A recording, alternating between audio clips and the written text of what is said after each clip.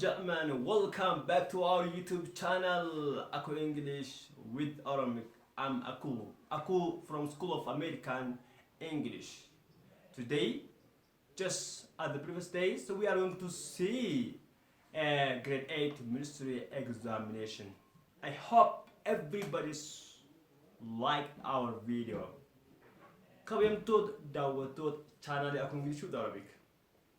Beggar channel Kenya nagaan dhuftan isin jecha akkuma asin dura baratame yookaan immoo akkuma asin dura dalagaa turte barumsa kutaa 8ffaa yookaan immoo gaaffii kutaa 8ffaa dalagaa jirra. Kanaaf hundi keessan iyyuu akka itti gammadartan abdii qabna. Ammas jajjabni keessan nu bira akka hin dhawne isin jecha kallattii maal yeroo kenna gaabsuudhaaf gara barumsa kennaa deebinu barbaannachuudha. Achidromo akkuma asin dura baratametti channel keenyaaf subscribe, like, share gochaa akkasumas namoonni daawwataa ammoo ammas namoota hiriyoota keessaniif akka dabarsan isin jechuu fedhachuudha. Amma kallattii maal gara barumsatti haa deebinu. Barumsa keenyadha yookaan immoo gaaffiin keenyadha gaaffii bara 2010 jechuudha. Almost gaaffiin deddeebiinsa qaban yookaan immoo gaaffiin bara tokko keessatti deddeebiinsa qabatan irin deemna jechuudha. Gaaffii haaraa dalaguu yaala jechuudha. Okay.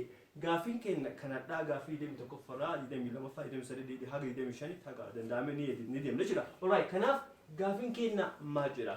Is farmers grow a lot of what? A lot of coffee. Farmers grow a lot of coffee. The question is about active sentence and the passive sentence. Gaaffichi waa'ee activity fi waa'ee passive jechuudha. Azura waa'ee active waa'ee passive baranna jira. Waa'ee topic sammoo funduratti bal'inaan baranna jira. Kun amma gaaffiidha waan ta'eef daqiiqaa muraasa keessatti ibsa gabaabaasni kenne gara deemti deemna jira. So farmers grow a lot of coffee. Farmers grow a lot of coffee.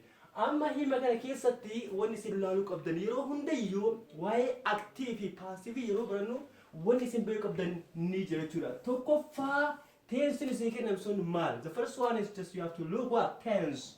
Tense. Jalqaba tense ilaaluu qabda jechuudha. Tense sun past tense immoo, simple tense immoo, future tense immoo, past continuous tense immoo, past perfect addaan baasuu qabda jechuudha. Martuu formula mataa fi waan qabu jechuudha. Kanaaf tokkoffaa tense ilaaluu qabda jechuudha. Lammaffaa immoo subject object ilaaluu qabdan object. Object jechuun kana jechuudha. Object keessa ilaaluu qabda jechuudha. That means objectiin keessa singular immoo plural jechuudha. Yoo singular ta'e formula mataa fi qaba. Yoo plural ta'e immoo formula mataa fi qaba jechuudha. Kan sadaffaa immoo wanni isin ilaaluu qabdan your sentence. Your sentence is intransitive or transitive jedhamu jechuudha. Transitive immoo or intransitive jechuudha. Kamii jechuudha. Kam akka addaan ta'e addaan ilaaluu qabda jechuudha. Kana jechuun maal jechuudha? Himni keessan yoo intransitive ta'e jijjiiruu hin danda'amu yookaan immoo hin danda'amu jechuudha. Dirqama himni keessan yeroo hundayyuu maal ta'uu qaba? Transitive jechuudha. Transitive jechuun maal jechuudha? The sentence that has subject, verb and object jechuudha. Wanti transitive verb jedhamu tokko wanta subject, verb fi object qabu jechuudha. Kanaaf himni keenya kun amma farmers him jedhu subjectidha, grow verbidha, a lot of jedhamu object jechuudha. Yookaan immoo nounidha jechuudha. So himni keenya maadha? Himni keenya transitive verb naan. Intransitive jechuun immoo subjective verbi bichaa qabu jechuudha. Fakkeenyaaf farmers grow what? Haga siyoo kan qabataa ta'e himni kun intransitive naan jechuudha. Objectiin qabu jechuudha. Kanaaf himni keenya guutuusaa transitive soo beekama jechuudha. Okay, ammaaf tense keenya tense kan farmers grow a lot of coffee. Tense kun tense simple present tense jechuudha. Simple present tense in what? In active jechuudha. Now let's change this active sentence or active voice into passive voice. Ega, tense keenya beekne formulaan tense keenya kan passive maadha. Fakkeenyaaf subject plus verb 1 plus object. Kuni maadha? Active voice. Kuna active voice jechuudha. Active voice in what? In simple present tense. Gara passive yeroo jiru subject object gara na fuune gara na finna jechuudha. Kanaafiyyuu plus am auxiliary verb jechuudha. Am, is, are plus verb 3 or past participle plus what? Object jechuudha. Kanaaf verb 3 kun yeroo hundayyuu tense hundi keessatti maal fayyadamna? Past participle fayyadamna jechuudha. Yookaan immoo verb 3 fayyadamna jechuudha. Amma farmers grow a lot of coffee kan jedhu hima keenya kana object kana fuunee gara na finna eegas immoo auxiliary verb am, is fayyadamna eegas immoo subject keessa fuutanii gara na fiddan jechuudha. Kanaaf hima kana yeroo jijjiiru maal jijjiirra a lot of coffee and a lot of coffee is grown. Verb sitting grow mada. Grow. Grew. Grown. Verb sitting for nature. Tasting no juma fana verb sitting for nature. So farmers grow a lot of coffee. Can A lot of coffee is grown by farmers. B a lot of coffee grows farmers. C farmers are grown by a lot of coffee. D farmers have been grown by a lot of coffee.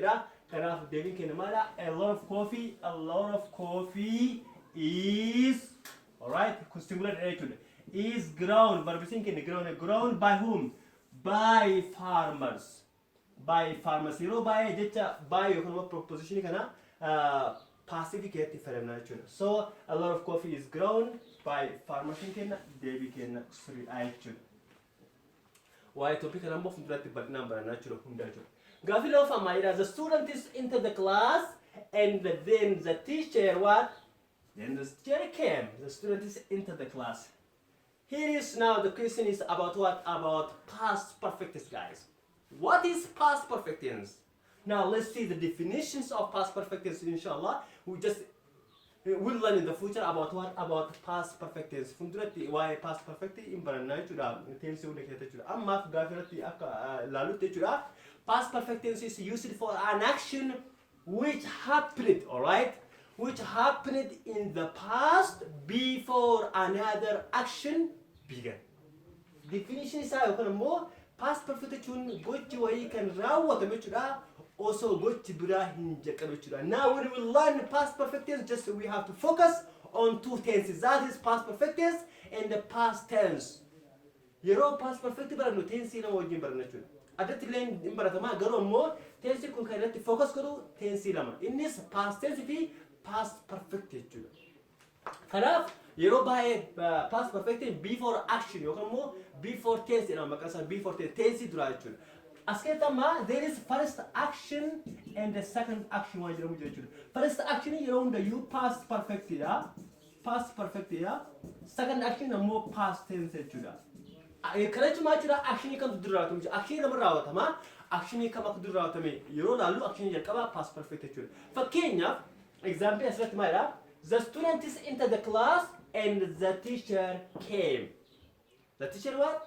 Came. Kalechu machura ain't dura gulasina lecture. The student is into the class and then the teacher came. Hima kesati bersisa mo berat durasina dalal qabdachun. Gabartoni gulasina ni raban bersisan fechun. Kana chun actionin beratoni durasina suni past perfect in ibsanachu. Action mo lama faramo past tense fechun. Formula past perfect subject plus had plus past participle or verb series. A formula past perfect ko formula sa teacher plus object formula sa teacher. Ko kana fakay mama example prior friend fakay mama the patient had died. The patient was the patient had died. Had died in nature. You know by action yalkaba past perfect ma yusuna had in the patient died before the doctor came. Kana chun doctor lamu farad fe dursamo dukkosatan duechu. Kanaf action dura past perfect ira action lamafa past teacher. Kanaf the student is entered the class and then the teacher come. Amin kulameno past tense lifsame kanafi to past perfect gona kalamafa mo past tense gorechura. Action dura past perfect lamafa mo past tense. Action dura had plus verb series expression. Okay. Kanaf me option is A. The students had entered the class when the teacher came. Here is past tense. While the students entered the class, the teacher came. C, first the teacher came and then the students entered the class. D, the teacher came and then they entered the class. Now, DB can have very the fifth. The students had what? Entered the class when the teacher came. But only gola serenijiran, kata serenijiran. So already happened. Yero garagroma past perfect. Garagroma itu baik kawan. Garagroma sa past perfect in action dura watam goiti past is namu action lamma fartira watam goiti chura. So kanaf had interchange first action in nature. First action in nan came mo second action in ya nature. So kanaf demi kenamato unda demi kenamas ta'a jechuudha. Okay, gaaffiin inni sadaffaan akkam jedha I want to say comma then open quotation marks I'm student. I'm a student then close quotation marks jechuudha. Kuni gaaffiin kun waa'ee gaaffii direct speech fi report speech jechuudha. Gaaffiin nu kenname gaaffii direct speech jechuudha. Direct speechuun jecha namni tokko jedhee akkuma jirutti fudhanii itti fayyadamuudha jechuudha. Osoo ittiin dabalin osoo irraan hir'isa jechuudha. Alright, kanaaf I want to say I am a student jechuudha. Why direct speech fi report speech yeroo baay'ee seera mataa qabu jechuudha. When you change direct speech into report speech there is a rule and a regulation. I mean, seera basic rule direct speech gara report yeroo jiru seera tokkoffaa keessatti kan hubachuu qabnu maalidha tense jechuudha. Tense nu kenname san tense kam akka ta'e adda ilaaluun barbaachisaa jechuudha. Kana jechuun yeroo jennu tense keenya ni jijjiirama jechuudha. That means simple present tense gara past tense jijjiirama. Yookaan gara simple past tense jijjiirama. Akkasumas immoo present continuous tense gara past continuous tense. I mean present perfect tense into past perfect tense and past tense into past perfect tense. Jedhamee tense tokko gara tense tokkotti ni jijjiirama jechuudha. Kanaaf jennaan waa'ee kanaaf hunduratti bal'inaan ni barana waa'ee barumsaa yeroo baran ammatti gaaffii qofa laalla waan ta'eef yeroo keenya gabaabsachuudhaaf jechuudha. Tensiin keenya tensii kam akka ta'e beekuu qabdan jechuudha. Ammaaf tensii ilaalaa jira. Lammaffaan ammoo wanti isin ilaaluu qabdanii pronoun bamaqaa jechuudha. Yookaan ammoo bakka bu'aa maqaa maal akka ta'e bakka bu'aa maqaa jechuun fakkeenyaaf himan keessatti I dha jechuudha. I am a student jechuudha. Kanaaf kasi kenname I moo, he moo, she moo, we moo, they jechuudha. Kana jechuun yeroo hundayyuu Ayin kenna yookaan immoo pronounin kenna I yoo ta'u taate I gara jijjiirama gara he yookaan immoo gara sheetti jijjiirama jechuudha. Gara sheetti jijjiirama jechuudha. Win ammoo gara zayiti jijjiirama jechuudha. Win gara zayiti jijjiirama jechuudha. Akkasumas ammoo zayin ammoo gara I gara we fi gara youtti jijjiirama jechuudha. Gara youtti sorry you jechuudha sorry.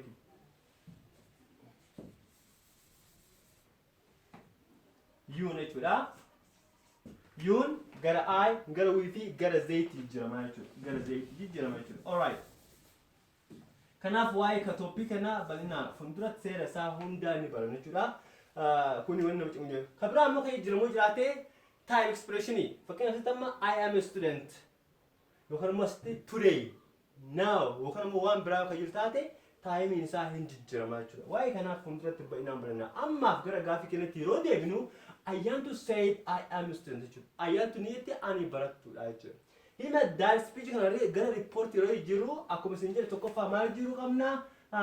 Tokkoffaa quotation mark san balleessuu qabdan. Quotation mark balleessuu qabdan jechuudha.